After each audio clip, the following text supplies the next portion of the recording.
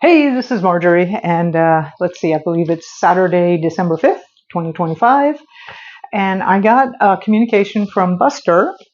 It's not the full name, but Buster, and then there have been some other people that have also been asking, and people are getting like, there's a lot of people who are realizing, hey, I need to get somewhere safe. So this talk is going to be a beginning of a series on how to find the perfect survival retreat. So I have spent more than 20 years everywhere I go, and in fact a lot of places I have just intentionally traveled there, looking at the towns and the communities and just trying to see what is going to be viable, and of course interviewing survivor or collapse survivors, reading the whole survival fiction genre, which I'm not, and then all the survival books. I mean, reading, watching movies. I mean, I've been involved in survival and preparedness, and I think I have a pretty good what I found really good is actually a lot of the journals from people who lived like during the Civil War or during World War II, that kind of thing in Europe, not so much here in America. Anyway, I've got a bunch of things. First off, I want to let you know, Buster, I feel you. I'm going to assume you're male. By the way, there really are only two genders. So, Buster, I'm going to refer to you as a male. Turns out Penguin's a female. Anyway, I wrote a whole ebook on this. We used to sell it or do email collection or whatever.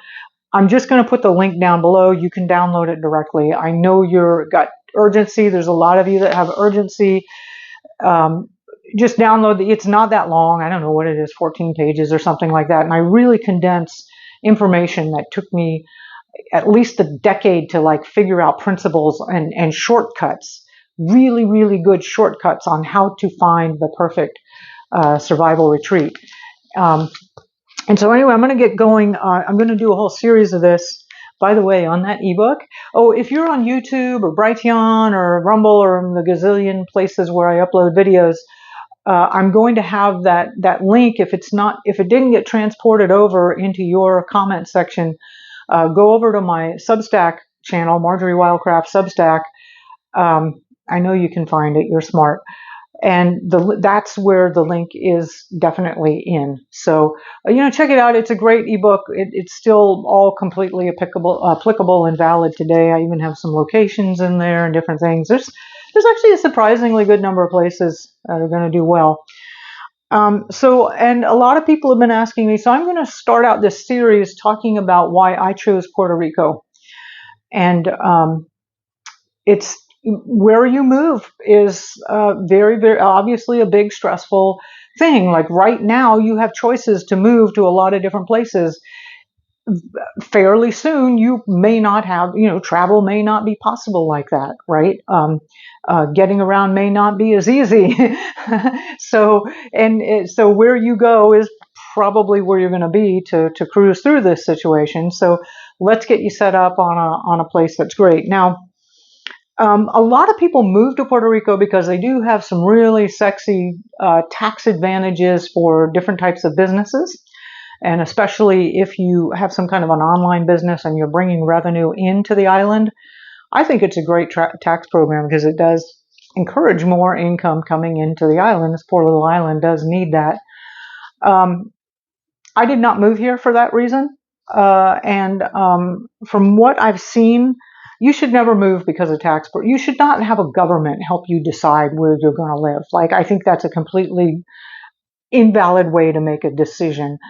And apparently about 50% of the people that move here from the mainland, they call them Americans, but everybody here is an American because Puerto Ricos are Americans. Sometimes they call them Americanos. But anyway, mainlanders, about 50% of them that come here for those tax purposes leave within a few years.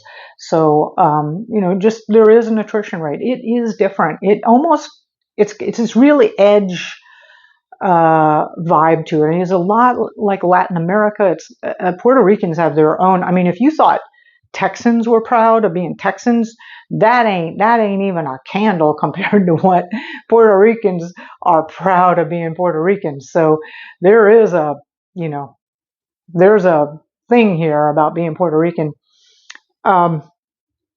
Anyway, and I'm not sure where I went on that, but I'll pick it up. I'm sure I've got a list I'm working off of.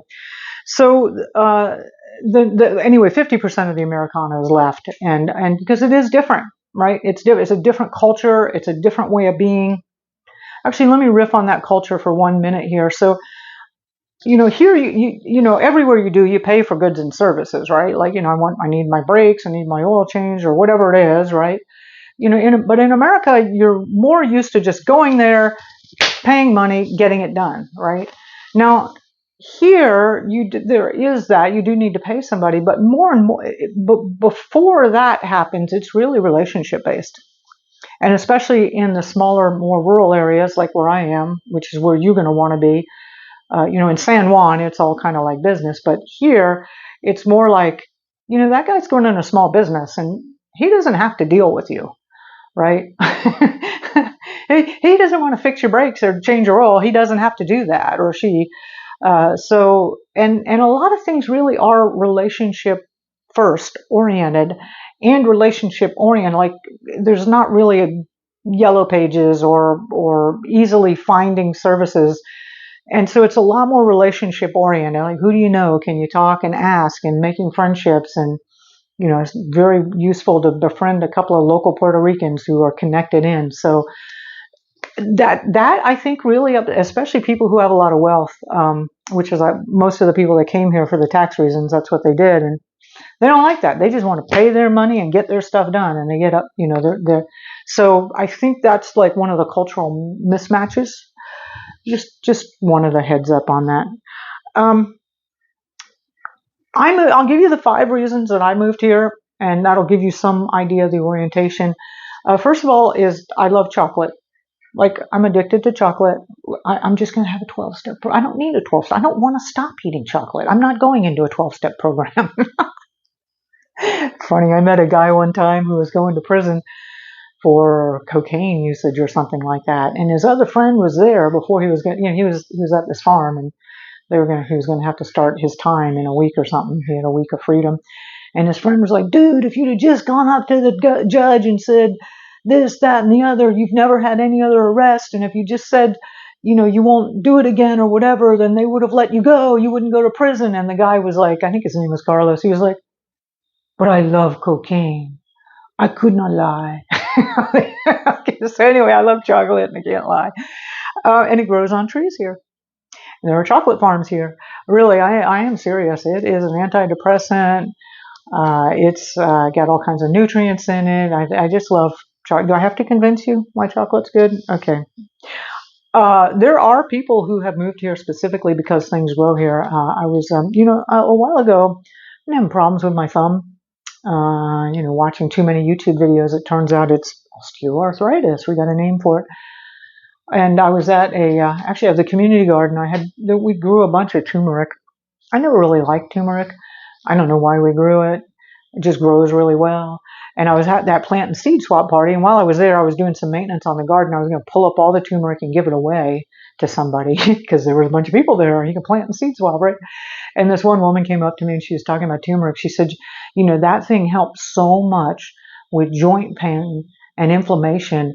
She said, I actually moved to this island because of that plant right there. She says, I have all these problems, and when I drink teas and make food that has turmeric in it, I feel infinitely better. And I'm like, okay, forget the plan B, forget the plan A of giving it all to everybody else. And it really is a potent medicine. So anyway, there are lots of people who have moved here for plants. So, and there are a lot of people who love plants here. There's a lot of people who love plants.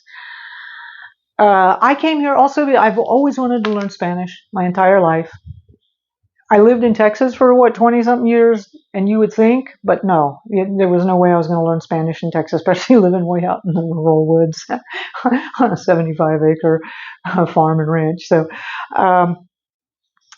and actually, you do not need it. You really need to learn the language where you're living. But in a lot of Puerto Rico, in the places where you will probably end up because you're an Americano, there's lots of English. So you don't have to learn the language. But I really want to. And actually, I have to go to a little bit of effort here to, when I go check out at the grocery store, I want them to tell me it in Spanish, and if they tell me it in English, I'll repeat it back to them in Spanish, and they get it. A lot of the cashiers now know, and they're teasing me. One of the bank tellers, like she like won't talk to me in English, and she's great. Actually, it's really fun. She knows, she speaks fluent English, but anyway, food grows easily here, 24/7. 365, right? It grows easily here, and there's a famine coming. Like let's not kid ourselves. Whether it's economical, all the scenarios. We're in World War III. There's always famine with war. We got hyperinflation, currency collapse. There's always famine with that. There's famine coming, right? And when people can eat, they're happier and they're better to get along. So yeah, and I like being in a place. For me, I feel secure and happy, and my workload is so much less to grow food. And it's so much easier here. Infinitely easier here. It's wonderful. Now you can grow food everywhere, but yeah, it's way easier here. Dancing. I love to dance, and men here they're Latinos, they're very proud of the salsa. We have salsa classes, and we have dancing on Sundays at the farmers market. Often Magali will open up her jukebox, and we'll all be dancing in the plaza. And people here like to dance, and the men especially are proud to dance. Now, when I lived in Texas, will you please two-step with me? Like, nah, cowboys. Anyway. These people are very resilient. That's the fifth reason. So, yes, the infrastructure is total crap. I'm actually getting a new battery for my solar system and getting things fixed up again now that I've moved from that off-grid house. And, I'm running an online business. I have got to be online. And at least every month we have some kind of a power outage, a couple hours. And a couple of times a year, there'll be an island-wide couple of day power outage. I mean, it's just a part of life here, which I actually think is great, because I don't know, there's more solar panels per square human. That's not really a indicator, but there's more solar here than almost anywhere on the planet. And there's lots and lots of people. I don't know why they buy gas generators, but there's a lot of people with that. Almost every house has some kind of water cistern. Unfortunately, they're not collecting rain, but at least they have water. Preparedness is a deal here, and the government actually gives discounts cuts taxes or something like that in June and July, and says, hey, buy your preparedness supplies, and we're going to help out by that. I mean, preparedness is a thing here, because they have been through earthquakes and hurricanes and all kinds of disruptions, and they get it. So, yeah. Some other things, I'm going to just riff on what's going on here. The government is absolutely and totally corrupt. If you know of a place where there's a government that isn't corrupt, I think Liberland is one. I'm going to do an interview with that guy, but they're all entirely corrupt, but it's really abundantly apparent here. By the way, there is a resistance movement. And I am not super in touch with them. I'm just very much on the fringes of it. Hopefully, as my linguistic skills get better, or I don't know. One of the ways you can tell if somebody's involved in the resistance, and their symbol is they have a Puerto Rican flag that's black and white. So, there's a star and lines, and that's normally red, white, and blue. And if you see a flag that's black and white, that indicates that person is in alignment with the resistance.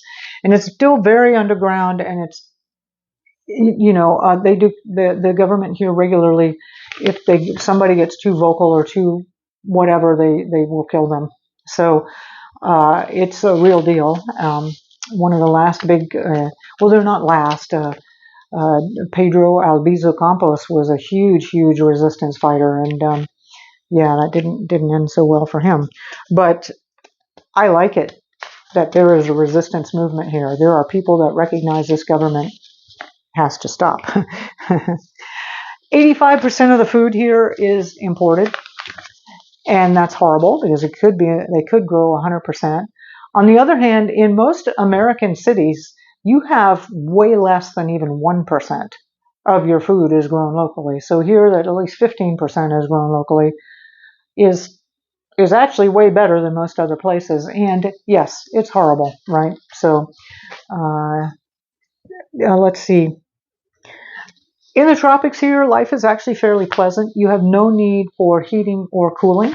Now, I do have some I mean, people get into air conditioning, especially if you're going to live in the city, you need air conditioning. It does get kind of hot in the summer, nothing like Texas, but, or Arizona. Uh, and people live on ridges here. The terrain is, when you get off of the beach, the terrain, and you don't want to live on the beach as much as you might think you do. You really don't. It's pretty rugged, which means you can live in some beautiful, beautiful, and people live on the ridges, and you get these spectacular views, but more importantly, you get these nice, constant breezes. And yeah, life is pretty pleasant. And in fact, if you live inland a little bit, like up at 1,000 feet or 1,500 feet even, it gets downright chilly. So, you can dial in whatever you want. And you can adapt yourself to very easily to not needing heating or cooling. So, I loved it. We homesteaded in Texas, and in the fall, usually when people came to visit, we'd head out to the back 40 and cut firewood. And yeah, it's fun, and I enjoyed doing it. And as we get into collapse, I don't want to have that chore. So anyway. Now there are people who love snow. I get it. It's delightful, and there are people who love the winter. And if they've prepared for it, it's a wonderful, cozy. It's a very different lifestyle, and I like it. But and here, you're active like all year long, so it's different. But I much prefer not having to have that worry of, am I going to need to cut firewood or whatever. I was astonished. I was here in 2020. I've been here for at least 6 years now. How many people rolled up their sleeves, took the jab, masked up? It was astonishing to me how many people did that, right? Now, there were some, I love Tony over at the bookstore. He fought him. He said, no, it's not a law, it's a mandate. You didn't have to wear a mask at the bookstore. Yeah, it was a surprising amount of people. So anyway, there are lots of guns here, and we do have a military presence, and the military presence is now increasing due to the whole Venezuela Caribbean thing.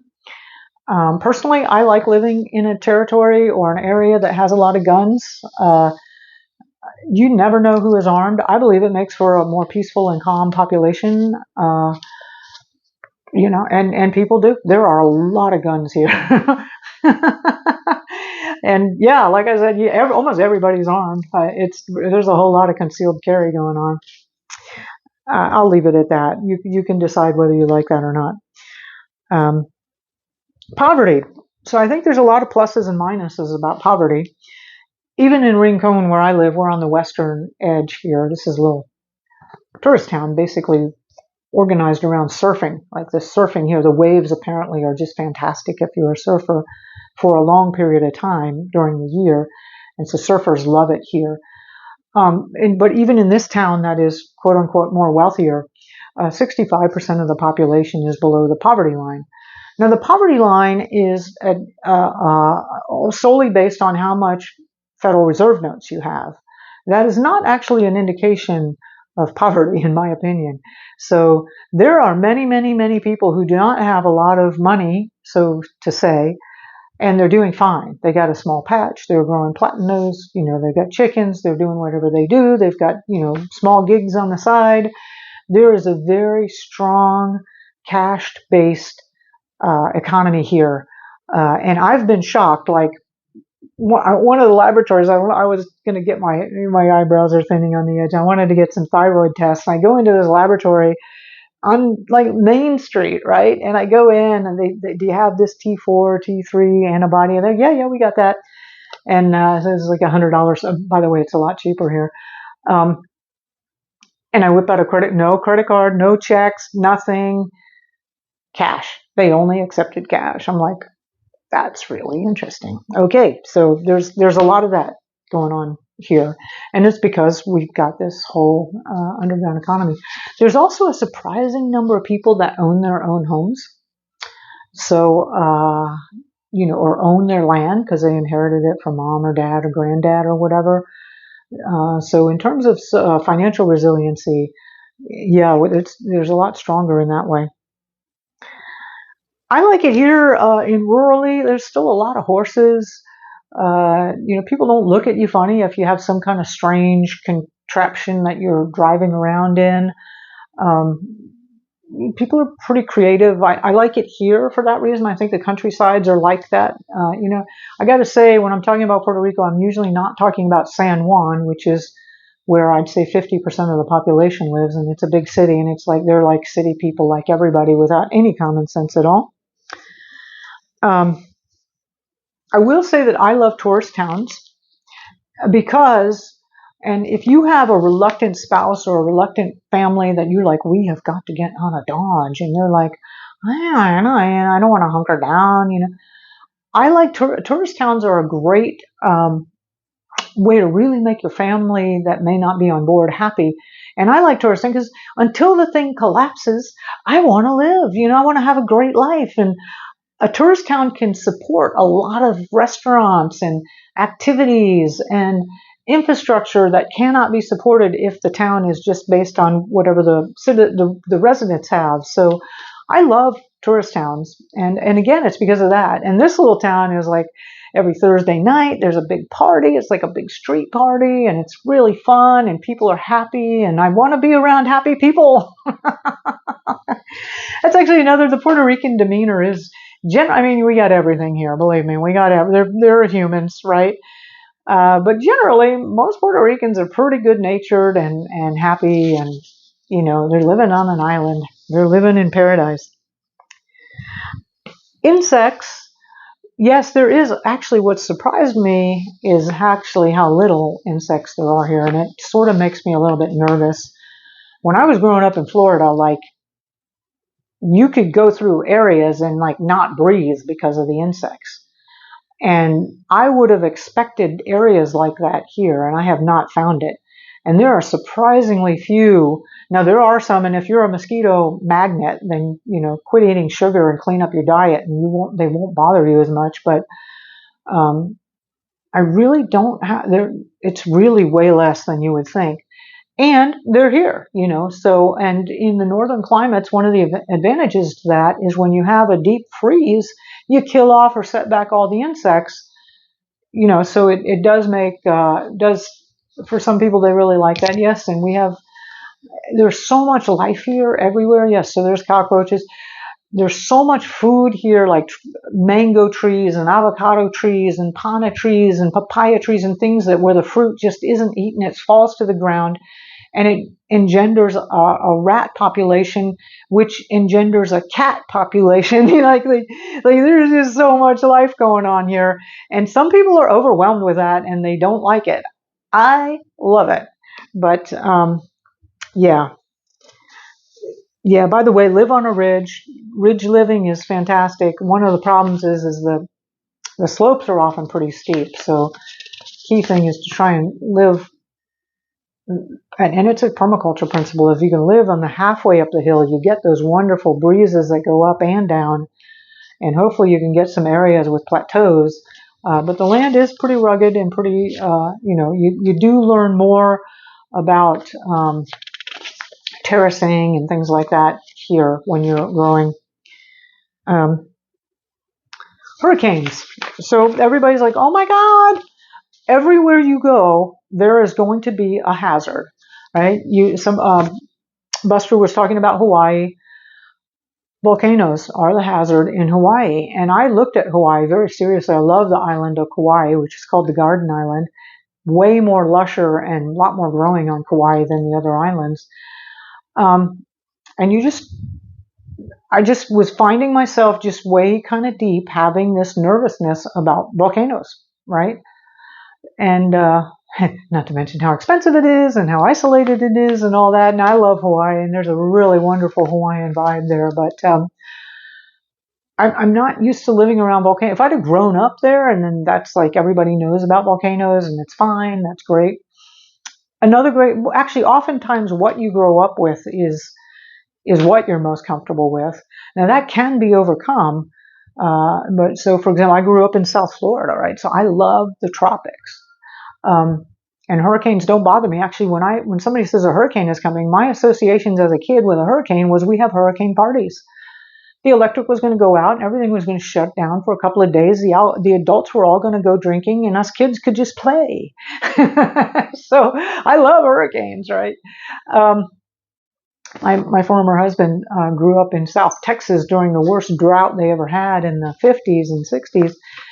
He loves like desert areas. Like, is that what he grew? I look at the pictures of him as a boy and it's just like there's nothing growing, and he loves that environment. It drives me nuts. But by the way, for those of you that do live in a desert, if you have access to water, I would say desert growing is almost easier than the tropics or anywhere else. Because if you got water and you can manage it, because then you have way less insect, way less weeds.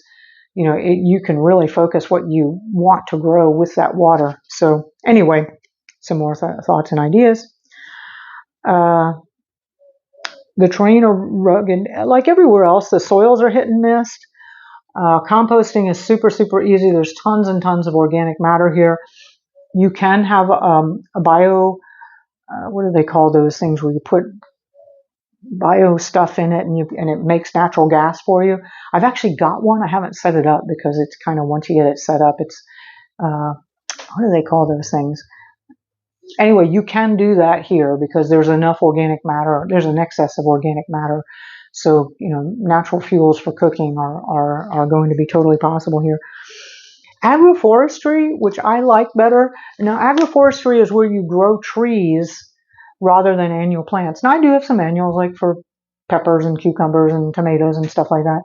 But for example, like beans, there's a tree called the gondule, and it's a tree, and it produces for a couple of years. And I like that better because you plant that tree, and it grows, it produces for a couple of years. It's a lot less work than the growing seasonally every year green beans, or every season growing green beans, for example. So it's ultimately less work. And then if you run animals underneath that to do the fertilization for you, you can really make some really, really simple systems for growing a lot of food here very quickly. So, but agroforestry is the best way to go here. And in each region, there's going to be things that work really, really well. When I was in Colorado, what worked really well was in the fall, take down an elk or a couple of deer, and just live off of that for the year. Like that's a huge amount of calories, right? So the hunt was very important to people in Colorado. There is a movement called the Gringos Go Home. I am not sure how much of that is actually like a George Soros funded thing, creating dissent. I have only had a brief experience. There is a very, very small nationalist, we don't want any gringos here movement on the island, but they're very, very small. Yeah, and I've talked with them regularly. I'm all about growing food, and it's funny that they were like, well, we just want Puerto Ricans to grow food. And I'm like, okay. You guys displaced the Tainos that were here before you. Anyway, let's not get into that conversation. So there is something like that going on. It's not real big. And some of it, again, I think is being funded by other sources, just, fueling anger to create dissent and division. Is it dangerous? I would say I have been around the island a lot, and especially spent some time in San Juan. And I've lived in and worked and been a lot. Now, I would say there are some areas that are a little more sketchy than others, but there is nothing as dangerous as like some of the sketchy areas of Austin, New York, oh my God, Los Angeles. Isn't all of Los Angeles almost a sketchy area now? So, there's definitely places where you want to be careful, but I don't find any area that's nearly as bad as some of those cities and what they have deteriorated to. Also, I have not seen, and I'll be heading into San Juan here again, but there's not a lot of homelessness here. First of all, they can't really route migrants here the way they can on the mainland. And the other thing is most of Puerto Ricans here, they got a cousin or a brother or, somebody that they can go live with. it's a little different that way. Also, what you are, I really do believe if you're going to be attacked, it's partly because of what you are putting out, right? You need to be responsible for that. There is no such thing as a coincidence or an accident. So, I'll leave that for another conversation for another day. But in general, and I don't know what the crime stats are because Puerto Ricans do kill each other and do all the things that people do. But in general here, I have not found it to be that dangerous. There is a lot of wealth here, and so there is that disparity. And we have the area in Dorado where it's the billionaires area. And there's all kinds of areas. Like, if you wanted to go to Palmas, there's like 26 gated communities all together clustered around a bunch of whole cool restaurants and banks and stuff, and golf cart community type deal. There's all kinds of flavors. And then if you do want to be in the city, there's San Juan. And then I live in Rincon, which is on the western side. And again, it's a surfing community, and it's like the tourist.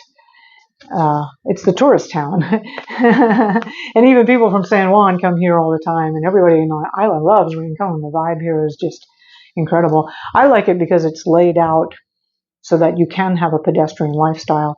And I will get more into looking at how a town is laid out and getting an indication of what the population is like just from how the town, the streets and the plaza and everything is laid out in future things. But this town is laid out along one of the more ideal scenarios that I like to see.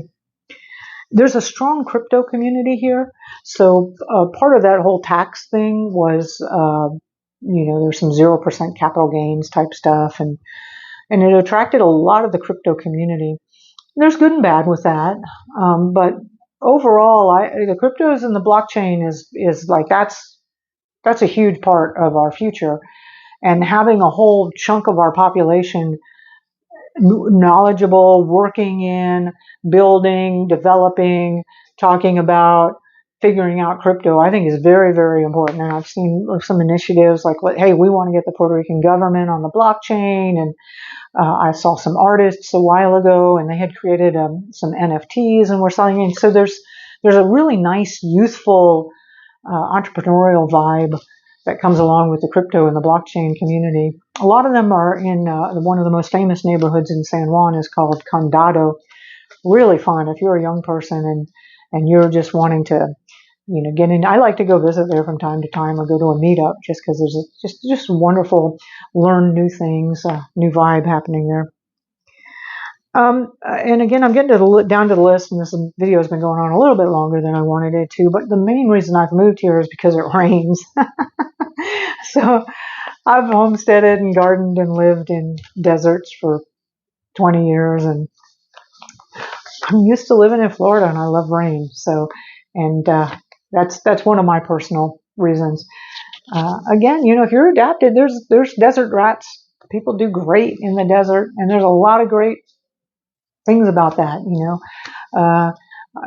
There's a lot. Where your place on Earth is where you're happiest and where you're most content. By the way, if you are interested in moving to Puerto Rico, I'd recommend you come out on a look-see trip. Fly into San Juan, do some walking tours, spend a few days there, and then drive around the island. It doesn't take that long. I'd recommend you take a couple of days to do it. And, reach out to me. I'd love to meet up with you. I meet up with people regularly for lunch or coffee and just, show them this community. And I've done that in when I was in Texas. I helped build that community and had people move there. And I'd love to share it with you. So if you're thinking about it, come on out, reach out, and let's do that. One final point I want to point out to you is you don't move to a place because it's safe. A place is safe because you move there. And over and over again, we got to talk about you stepping up, preparing. We're in this change, right? Right now, our quote unquote leadership is a bunch of fucking jackass actors, right? It's bullshit. It's a clown show. It's a circus, right? We need real leadership. And most likely, if you're watching this, that is you. somebody who's got resources, somebody who's preparing, somebody who can see kind of what's going on. None of us has the full picture, but has some rough idea of the big moves and is ready to help, has the resources to be able to help serve and help build community. Because this thing is collapsing, and out of that collapse is going to become something new. And if you want that to be a Palantir, Borg thing, then just do nothing and sit on the couch.